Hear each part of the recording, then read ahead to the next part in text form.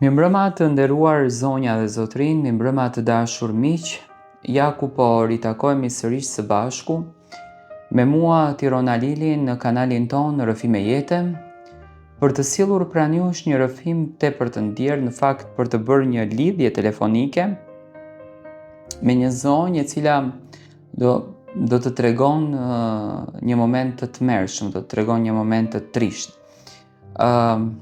Dikur motra e saj ja pati dhënë veshkën motrës, por çuditërisht sot, pas 50 vitesh, këto dy motra nuk po flasin dhe nuk kanë asnjë lloj kontakti me njëra tjetrën.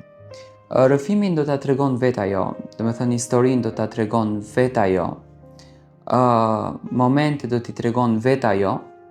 Unë tani do ta kyç në linjën time telefonike, besoj që më pret, edhe do ta zbërthem në mënyrë të detajuar se për çfarë historie bëhet fjalë. Përshëndetje, faleminderit. Faleminderit shumë që je me mua. Unë në fakt jam i shokuar nga ajo që dëgjova që në fillim dhe dua në mënyrë të detajuar të dëgjoj rrëfimin tuaj. Dua në mënyrë të detajuar të dëgjoj dhimbjen tuaj. Të dëgjosh, Mondiala, ne ishim dy motra, kur e them ishim, më duket sikur me vdekur. U ritëm me shumë dashuri dhe unë o diagnostikova me problematika në veshka, në mosha në 15 vjeç. Motrën e kisha në moshën 24 vjeç. Dhe motra së bashku me prindërit, në për të gjitha analizat që ne i bëm, vendosën që të më japin njërën veshk, sepse motra ishte në shëndet jashtëzakonisht të mirë. E gjitha kjo u trajtua në Itali në ato vite shumë herët. Ka ndodhur kjo historia. Dhe në momentin që ndodhi kjo historia, ne u bashkuam edhe më shumë me motrën time. Unë bëm motra të pandara, sepse nuk dua të futem në historinë e veshkës, nuk dua të futem në atë muhabet. U bëm motra të pandara të dyja. Fillimisht një herë martua jo, sepse ishte më e madhja, dhe më pas u martova unë, si më e vogla që jam. Në fillim shkonem shumë mirë, por në vitet në vazhdim, në mburat tanë, nuk shkonin mirë me njëri tjetrin. Kishin probleme, kishin shumë probleme. Do të thënë ju keni qenë shumë të afërta me njëra tjetrën, a? Jo të afërta, por na kanë patur sigli për mënyrën se si qëndronim bashkë, se si rinim bashkë, se si kalonim bashkë, se si kujteseshim për njëra tjetrën. Unë e them gjithmonë, në më duket në morën mësush, aq mirë si kemi kaluar. Either one burat, motra që më dha veshkën, morti birë, as nuk erdi, as nuk i shkova. Atere, buri sa ishte me probleme, buri sa ishte me probleme financiare, edhe ato u detyruan që të ikin prej në vendin ku jetonim dhe të shkojnë në gurbet. Në ato kohë ikan në Suedi dhe prej asaj dite unë me motrën time as telefon, as nuk jam takuar, as nuk ka ardhur, as nuk e di si janë fëmijët, çfarë fytyre kanë. Po më fal, nuk ka patur në një mes për shembull që t'i bashkoj këto të dy? Jo, bashkëshorti ime ka i natë të çmendur.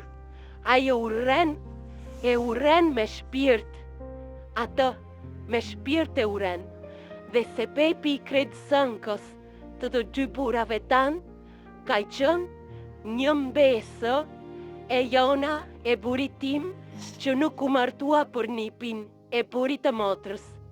Ky ishte se bebi që neve u ndam të dy motra sot e kësaj ditem.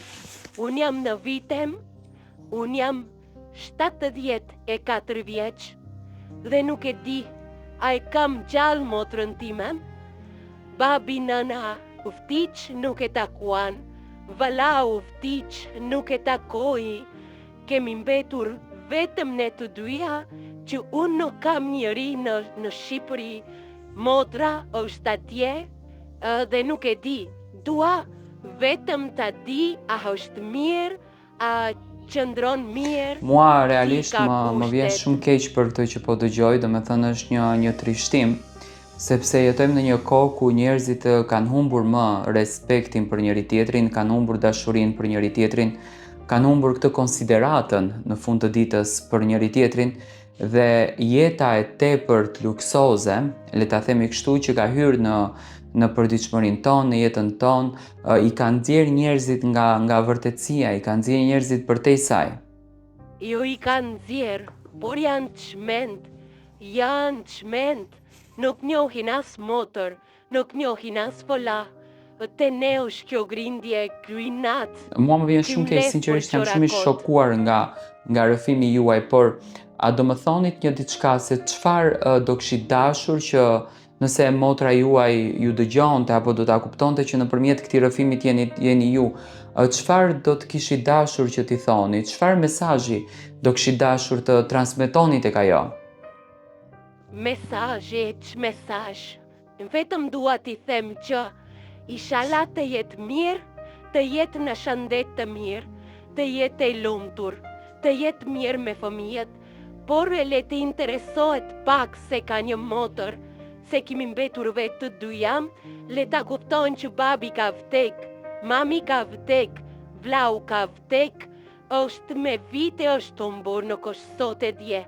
Me vite s'kemi kontakte me të. Unë e dashur ta uroj me zemër, fillimisht një herë Zotit të ta dëgjoj historinë, dhe më pas ndoshta motra jote ta kuptoj që jeni ju këtë gjë nuk e bëni për ribashkim, po thjesht dëshironi që të ndani rrëfimi, sepse edhe keni humbur shpresat që motra mund të jetë diku afër nesh.